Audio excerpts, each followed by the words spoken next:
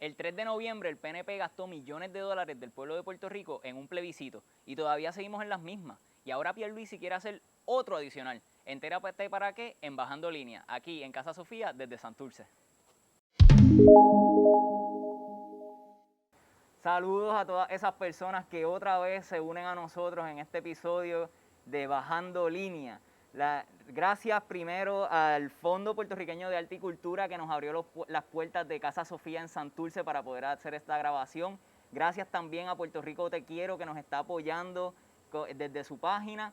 Y a todas estas personas que nos están viendo y que todavía no lo han hecho, no se olviden de seguirnos en todas las redes sociales. Tenemos Facebook, estamos en YouTube, en Instagram y en Spotify para aquellas personas que prefieren escucharnos en sus momentos de tranquilidad. La noche de hoy nos acompaña Francisco Santiago, el copresidente del Movimiento Independentista Nacional Ostosiano, quien también fue representante en el movimiento que se organizó para el plebiscito. Nos sobran las razones para votar que no. Francisco, saludos y gracias por acompañarnos nuevamente. No, saludos a ustedes y gracias de nuevo por el espacio, siempre es un gusto estar aquí. Pues venimos a hablar un poco de lo que son los resultados del plebiscito que se llevó a cabo hace poco más de un mes, en noviembre. Varias organizaciones, aunque en los resultados la estadidad salió ganando con un 52%, plantean que la estadidad verdaderamente salió mal parada, mal vista. ¿Cuáles son los argumentos para eso? Bueno, yo creo que aquí hay algo muy claro y se puede ver precisamente a partir de la dinámica que se observó en el pasado en torno a la manera en que se vota hacia la estadidad, ¿no? Según la misma historia que hace el Partido Nuevo Progresista, partido que creó tanto la ley como, ¿verdad? Celebra ahora con bombo y platillo los resultados del plebiscito. En la última votación de la estadidad, que contó con una participación sumamente mínima y una abstención alta, ellos alegan que tenían un 90%, por encima de un 90% de aprobación a favor de la estadidad. De ahí baja a un 52% y obviamente pues desde los sectores no estadistas sube y aumenta significativamente, ¿no?, el rechazo hacia la estadidad. A ello hay que sumarle varios elementos importantes para poder entender por qué por un lado se neutralizó la estadidad y por otro lado ni tan siquiera el Departamento de Justicia ni los mismos estadounidenses toman como algo serio esta votación. Una de ellas es la manera tan trasquilada en que se llevó a cabo el proceso tanto educativo, que no existió, como, ¿verdad?, de anclarlo con las elecciones generales ante lo que hemos visto que fue, ¿verdad?, la gobernación de Wanda Vázquez, primera gobernadora no electa a raíz de la renuncia forzada de Ricardo Rosselló por los actos cuasi criminales, por decirlo así, que cometió en torno a María.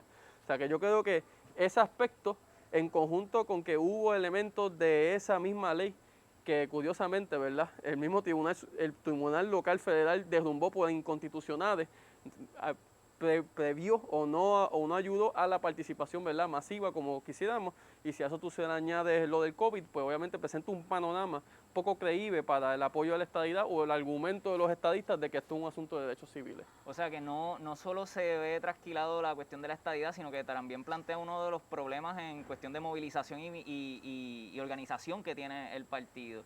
Pero con todos esos problemas que mencionaste, ¿sigue siendo viable o crees que sea viable que el Congreso de Estados Unidos acepte los resultados y nos dé la estadidad? Yo creo que de entrada el Congreso, ni tan siquiera antes de celebrarlo, lo iban a obtener, ni el Departamento de Justicia lo vio como vinculante. O sea, ningún sector de nuestra sociedad, salvo por quienes lo crean al interior del Partido Nuevo Progresista, porque estoy convencido que hay gente al interior del PNP que tampoco creía que eso era algo serio, vamos a hablar en la clara, piensan que ese proceso fue uno genuino. Tanto es así que Pierluisi, tan pronto entra a la gobernación, lo primero que dice es que va a ser un segundo plebiscito, porque a nuestro entender, ¿verdad?, está muy claro de que carece de legitimidad el plebiscito actual, tanto en Puerto Rico como en el Congreso de los Estados Unidos.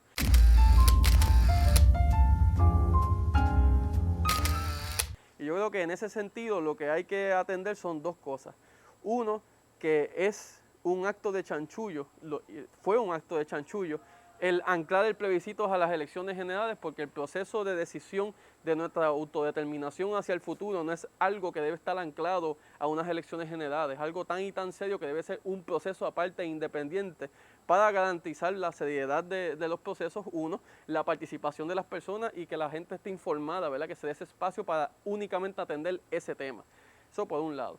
Y por otro, obviamente pues se necesita un espacio de nivel en donde se articule, ¿verdad? O se garantice la participación de múltiples sectores del país en torno a este tema, y es por esa razón, por ejemplo, que el Movimiento Independentista Nacional Asturiano, al igual que cada vez más sectores en Puerto Rico y en los Estados Unidos, abogan no por un mero plebiscito, sino por una asamblea constitucional de estatus. Y ya que mencionas eso, explícanos un poco más qué es la Asamblea Constitucional de Estatus, en qué consiste, cómo se correría, porque en las elecciones también, tanto el PIB como Victoria Ciudadana hablaron de eso, o sea, es una idea que ya se viene hablando mucho. ¿Qué es verdaderamente eso? Bueno, obviamente esto es una propuesta que tiene varios matices y, ¿verdad?, distintos sectores pueden tener unos acentos en cómo se maneja. En el caso del MIN, ¿verdad?, de nuestra organización, se ancla en la propuesta trabajada por el Colegio de Abogados, en donde se entiende que es necesario para poder articular verdaderamente las distintas propuestas para definir nuestra relación hacia el futuro con los Estados Unidos o con cualquier país, la representación de todos los sectores de esta sociedad en un acto de soberanía. Y en ese sentido, cuando se habla de la Asamblea Constitucional de Estatus, trasciende, por ejemplo, los partidos. Porque hay propuestas, ¿verdad?, que hablan de una asamblea, pero únicamente con representación partidaria.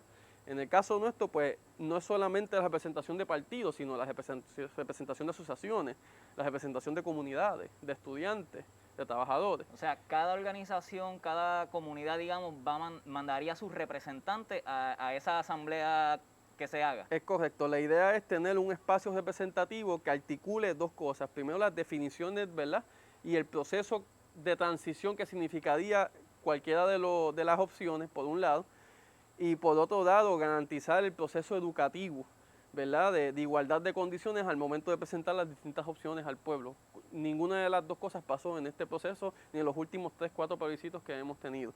Y yo creo que inclusive es una posición tan y tan seria que cada vez más tiene mayor aprobación en nuestra sociedad y que inclusive, aún con sus problemas, matices distintos, también tiene aprobación en los Estados Unidos, y ahí ahora trabajo, ¿verdad?, particularmente con Alexandra Cortés, de algún tipo de propuesta dirigida en esa dirección, que no necesariamente es la misma, pero que es importante en el sentido de que abre camino el entendido de que, uno, esto no es un asunto individual de derechos civiles de una persona, sino un asunto colectivo de nosotros y nosotras como pueblo. Y número dos, de que esto es un asunto que no solamente compete a las y los puertorriqueños en Puerto Rico, sino que compete también a las y los puertorriqueños en los Estados Unidos y a otros sectores de Estados Unidos, ¿verdad?, a raíz de que la realidad que tenemos surge del imperialismo estadounidense, ¿no?, de el intento de Estados Unidos de expandirse militarmente, ¿verdad?, y antidemocráticamente en la región. Yo quería hablar un poquito de eso porque mencionaste con lo de la Asamblea Constitucional, que es parte de un proceso de soberanía. Y entonces hablas ahora de que hay unas intenciones imperialistas que se vienen hablando históricamente que guía la política externa de Estados Unidos. ¿Qué diferencia hay entre trabajar, resolver el estatus desde la soberanía y si resulta en estadidad, y que Estados Unidos venga y nos acepte como Estado y digamos que nos chupe como Estado 51, 52? Bueno, yo pienso que aquí el ejemplo es el ejemplo de la casa, y por eso obviamente entendemos que esto es una cuestión colectiva. La estadidad como opción no es un derecho, es un privilegio. Y quienes, ¿verdad?, un privilegio visto desde la perspectiva de los que son de federación, ¿no? Yo soy independentista, por ende para mí no es privilegio y yo no quiero eso, ¿verdad? Y en ese sentido, aun cuando un Estado, ¿verdad?, cuando digo Estado o un país, vamos a decir, peticiona para ser parte de los Estados Unidos, quien decide si ese país va a ser o no parte de los Estados Unidos no es el país que peticiona. Si mañana República Dominicana dice quiero ser el Estado de los Estados Unidos, no es República Dominicana quien decide ser el Estado de los Estados Unidos. Al final del día, quien toma esa decisión bajo su soberanía es la unión de los estados que componen la Federación de los Estados Unidos. Distinto a eso es la independencia.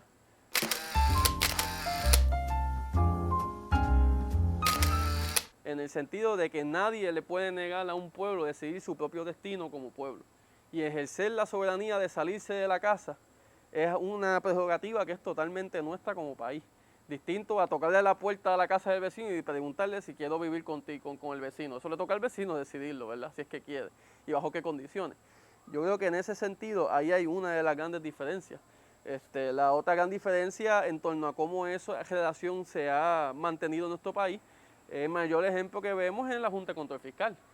O sea, cuando se crea el llamado Estado Libre Asociado, ¿verdad? Que ya todo el mundo está claro que es una farsa, que sigue siendo colonial y que rechazamos esa realidad en el país, fue el Congreso de los Estados Unidos quien dijo explícitamente que el poder de la soberanía seguía en el Congreso de los Estados Unidos y que se le daba algún tipo de juego de pierna bajo los términos y condiciones, bajo las líneas, las barandas que el Congreso decida al final del día. Cosa que se ha mantenido hasta el presente.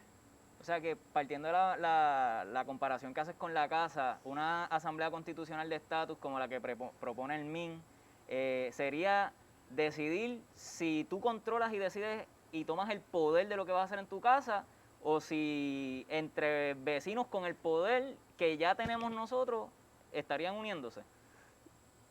Como nosotros y nosotras lo vemos, es que nadie le puede decir desde afuera cómo nosotros ejercemos nuestro destino. O sea, es tomar nuestro poder y tomar la decisión. Exacto. Si por ejemplo, para dar un ejemplo, si el Departamento de Justicia o el Congreso de Estados Unidos decide avalar o no una asamblea constitucional de estatus creada en Puerto Rico, ¿verdad? Constituida por quienes vivimos en este país, a mi entender, tiene muy poca legitimidad lo que vayan a decir, en el sentido de que al final del día somos nosotros y nosotras quienes tenemos que decidir qué es lo que vamos a hacer. Y ya tendríamos el poder para movernos en eso. Porque la soberanía tiene dos matices. Obviamente está la cuestión legal formal de si se tiene o no reconocido por otros países, pero la soberanía se ejerce, o sea, se actúa. Hay un dicho famoso de Juan Madrid de que, ¿verdad? ¿Cómo es? Luchar por la libertad es ya hacerlo, ya ser libre, ¿no? Yo creo que en ese sentido, como vemos la cuestión en torno a la soberanía, es que no es necesario que Estados Unidos nos diga, bueno, pues ahora pueden hacer, les damos autorización para hacer una Asamblea Constitucional de Estatus. No, eso es colonial. O sea, como funcionaría esto y la aspiración nuestra es que desde Puerto Rico pues tomemos el paso adelante y nos constituyamos como desde una Asamblea Constitucional de Estatus y de ahí tomemos nuestras decisiones, ¿no? Claro, si al momento de presentar la última consulta para sufragio universal, ¿verdad? Para el voto, se escoge estadidad, pues ahí entra otro proceso distinto en donde habría que, ¿verdad? Como no es un derecho, le tocaría ya la bola a ese lado. Pero yo estoy convencido de que en ese proceso, bajo igualdad de condiciones, el rumbo que nosotros y nosotras tomemos no es ese. Okay. Y por ahí va la cosa. Qué bueno, entonces es una cuestión de ejercer nuestro poder y lo que nosotros queremos. Para terminar ya con este episodio, voy a volver un poquito para atrás porque mencionaste el proyecto que quieren hacer, que se está hablando en la legislatura para que Pierluisi pueda hacer un nuevo plebiscito. Si se gastó tanto dinero ahora en este plebiscito, ¿cuál es el uso de ese plebiscito? ¿Cuál es la razón y en qué consiste? Bueno, es el mismo uso que la llamada Comisión de la Igualdad, no sé si te acuerdas de eso. ¿Qué es eso? La Comisión de Igualdad fue una comisión que se creó bajo Ricardo Rosselló luego del plebiscito donde hubo la abstención, en donde se garantizó que eso iba a ser algún tipo de plan Tennessee donde iban a exigirle la estadidad a los Estados Unidos, ¿verdad? Allí hubo varias personalidades y fue pago por el pueblo de Puerto Rico mientras existió una Junta de Control Fiscal. Y no eran salarios pequeños, ¿no? Para cabildear por la estadidad. Y ya de allá para acá ha llovido mucho y hemos visto que rotundo fracaso de esa Comisión por la Igualdad 1, y lo que para mí muestra también que este próximo plebiscito no es nada más que otra farsa, porque al final del día, para que se lleve a cabo un proceso genuino, ¿verdad?, de descolonización, que es lo que exige nuestro país, porque si hay algo que hemos visto en los pasados procesos es que se exige un proceso de descolonización responsable, serio, no es a través de un único plebiscito, estadidad sí o no, sino a través de un proceso mucho más profundo de ejercicio de soberanía, en donde si esa es la opción que al final el pueblo decide, que vuelvo y repito, yo pienso que es altamente improbable, si no, ¿verdad?, que no va a ocurrir, o sea, yo pienso que vamos por la independencia, tiene que ser bajo unos parámetros que no se den dentro de un proceso electoral único, sino algo mucho más abarcador. Has mencionado ya varias veces que que tú entiendes que una vez se empiece el proceso de la Asamblea Constitucional de Estatus como una manera de resolver el problema del estatus, la gente sería poco probable que apueste a la estadidad. ¿Eso se debería acaso porque ya las personas estarían viendo la posibilidad y lo que nos traería a tomar nuestro propio control como país? Yo creo que las realidades que hemos vivido en el pasado, en pasado inmediato, ¿verdad? La imposición de la Junta de Control Fiscal por parte de los Estados Unidos bajo Obama, en donde hubo un acuerdo entre el Partido Republicano y el Partido Demócrata para imponer esa Junta de Control Fiscal, que al momento cada vez aboga más por recortes para pagar una deuda y que eso lleva a la falta de servicio y la carencia de posibles respuestas ante emergencias como las que vivimos bajo María y los terremotos. O sea, tiene efecto directo en nuestra calidad de vida. Si tú juntas eso con la manera en que no hubo ningún tipo de respuesta en torno ni a María ni al terremoto, y cómo desde nosotros y nosotras, ¿verdad? Desde nuestra solidaridad, desde el trabajo colectivo de nuestra gente, el sudor colectivo de nuestra gente, hemos poco a poco ido echando para adelante. Creo que eso crea unas nociones distintas de sentido común, de cómo vemos la vida. Y yo creo que en ese aspecto, si algo se ha observado, por lo menos yo observo en la calle, ¿verdad? Y en Radio Bemba, en cómo la gente habla y cómo la gente articula hacia el futuro, es precisamente de que la única manera de echar para adelante es velando por nuestros propios intereses, ¿no? De toda la gente que vive en este país, tanto los que nacidos aquí como los que no han nacido aquí, pero que hacen con nosotros el día a día laborando, ¿verdad? El futuro. Y yo creo que en ese sentido el camino está muy trazado y la tendencia siempre es, ¿verdad?, a tomar nuestra propia responsabilidad, a agarrar el mango y desde nuestro propio sudor, pues construir nuestro futuro. Bueno, Francisco, de verdad, muchísimas gracias por acompañarnos nuevamente. Ya no nos queda mucho tiempo, esto es un tema bien extenso. Escríbanos siempre sus comentarios, las cosas que quieran saber, los detalles que quieran saber un poco más de estos temas que trajo Francisco. Ya él vino, bajó su línea y no se olviden de comentarnos en las redes sociales, mandarnos mensajes de las sugerencias que quieran, de los temas que quieran seguir escuchando.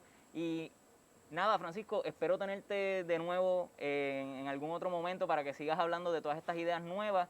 Y mi gente, no me queda otra cosa que decirles que muchísimas gracias por el apoyo. Sigan compartiendo, sigan escribiéndonos y nos vemos en el próximo episodio de Bajando Línea.